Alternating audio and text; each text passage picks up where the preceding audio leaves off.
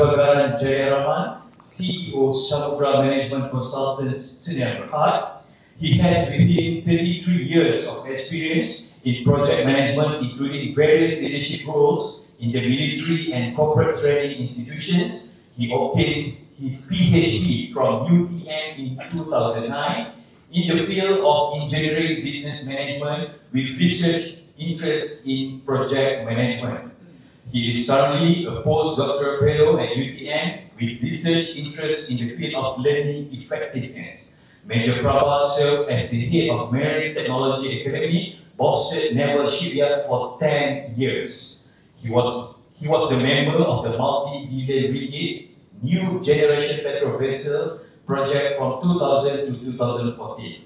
His hands-on project experience and professional qualification as project management professionals and risk management professional are valuable to conduct effective project management and leadership courses. Major Prabha's comprehensive international experience and professional qualifications are valuable in implementing effective learning solutions for performance improvement. His area of expertise is project management, train the trainer, and leadership. He is expert in creating an impactful and inspiring learning experience.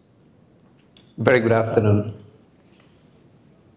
Imagine you wake up, the morning newspaper, this is the headline. And if you belong to this organization, how would you feel?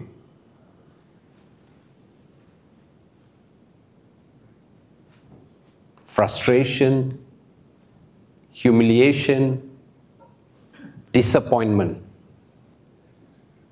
I was part of this organization for 14 years.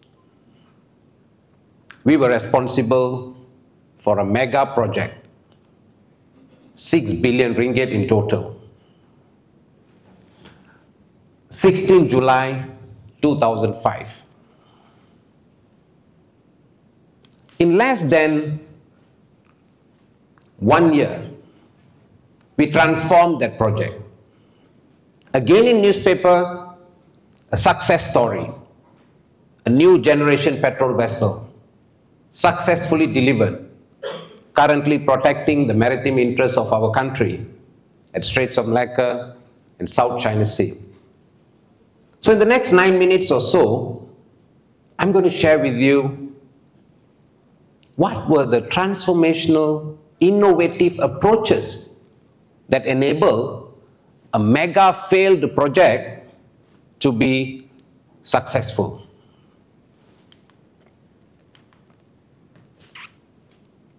But let us take a bit of time to explore what it means by innovation. Of course, it's as simple as Googling, yeah? You will get it. But what I'd like to take a moment to share here is executing creative ideas. Execution. In another word, knowing is not innovation. Knowing means your Wi-Fi is working. Information is so easily available now. But what matters is execution. To add value to the right stakeholders. For example, if you are giving loan to farmers, the stakeholder or key stakeholder is the farmer. If the loan is not helping the farmer to be a better in terms of socio-economic, though you meet your KPI for loan, it may not necessarily an execution. Think about it. And last but not, the next is interdependent. You can sit in a big, fantastic lab and come out with innovative solutions. You may get award. You may graduate from MIT.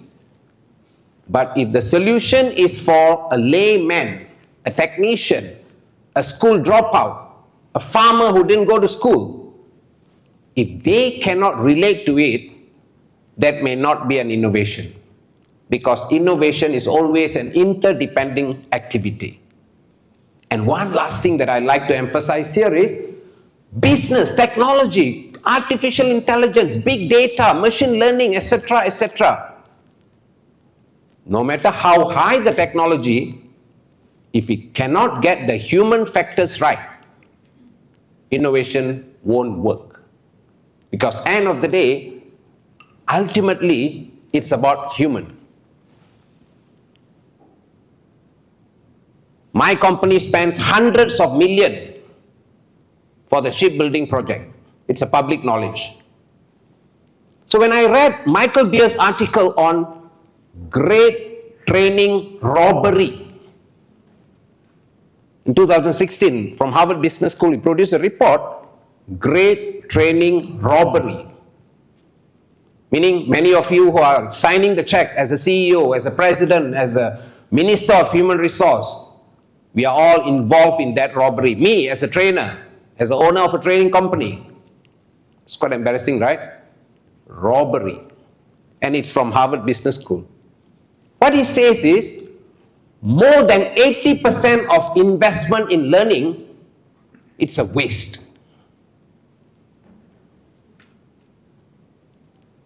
Let me emphasize further that Association of Talent Development,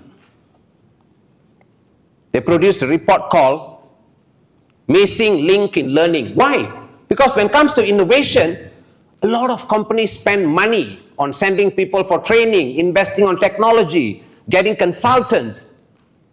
But what matters is the ability to apply. And research consistently is telling we are acquiring knowledge, knowing is not learning. If I may translate in Bahasa Melayu, ilmu tanpa amal sia-sia. For the benefit of our friends, knowing without applying is a waste.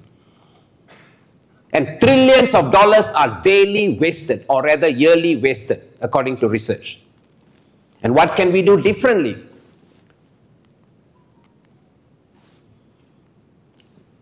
I'm a farmer. My part-time job is teaching, full-time job is gardening. Training is like a seed. But we are not putting the seed for the seed. We are planting the seed for the fruits of flower.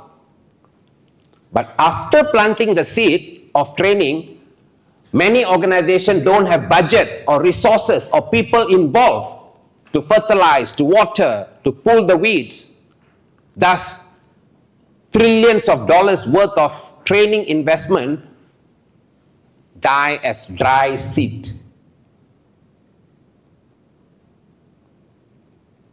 Amy Edmondson, professor from Harvard Business School, says, organizations need fertile soil for seeds of training to grow. And one dimension for innovation that I like to emphasize is what Amy called psychological safety. Imagine you send people for training, you bring consultants, blah, blah, blah, but they are not having the voice. Especially when they are young, junior people. Sometimes, especially in a country like us, where the element of psychological safety, allow me to read, a belief that one will not be punished or humiliated for speaking up with ideas, questions, concerns, or mistakes.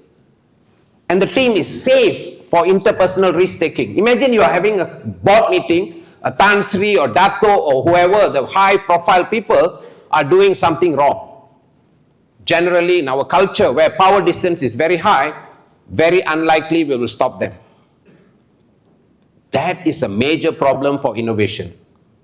Innovation won't work if people don't have the opportunity to express. And some of you may be able to Google for Aristotle Project by Google in 2012. Google found the essence of building a team of high performers is what is known as psychological safety.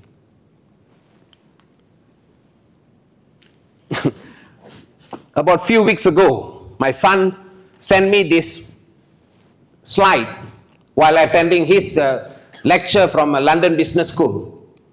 For a wrong reason, Malaysian name was highlighted. Sorry if it's not very clear. This is a hierarchy of power distance from Hofstede. Some of you have been to organizational behavior courses. Hofstede, a Dutch psychologist, came out with a list of power distance. High power distance, low power distance. Embarrassingly, he said, we make feature for the wrong reason. Malaysia is among the highest in terms of power distance. What it means? If someone is a very high person, let's say a Tan Sri, a Dato, a CEO, whatever he says, people may tend to say yes. That is a significant problem for psychological safety and for innovation to grow.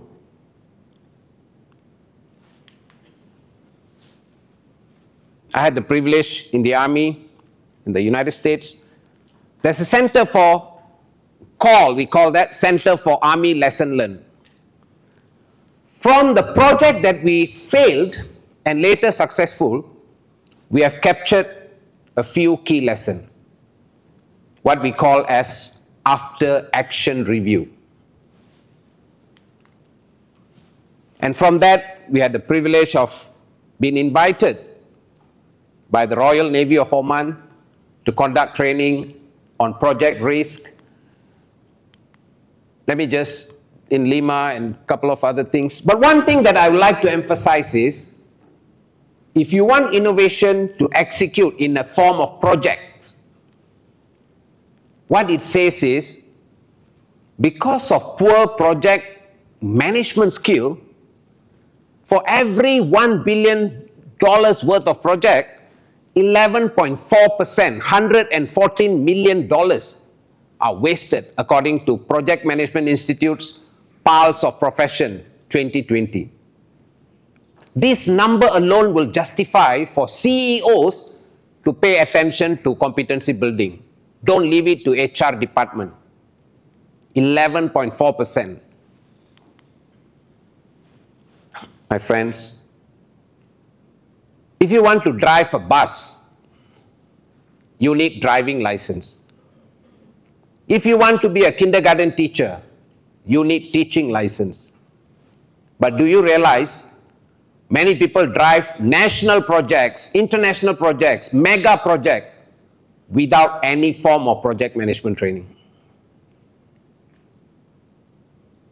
Aren't we surprised for this much of wastages? Imagine driving a bus, you need driving license, but to drive national project, any Tom, Dick and Harry can talk about it, including in Parliament. That is a mega failure. Innovation won't work if the person who leading it don't have the right competency, but more importantly, they are not even aware that they don't have the competency. This is what we call unconscious incompetence. If you don't know what you don't know, how do you know that you don't know? If I may say in bahasa Melayu, kalau kita tak tahu apa yang kita tak tahu, bagaimana kita tahu yang kita tak tahu?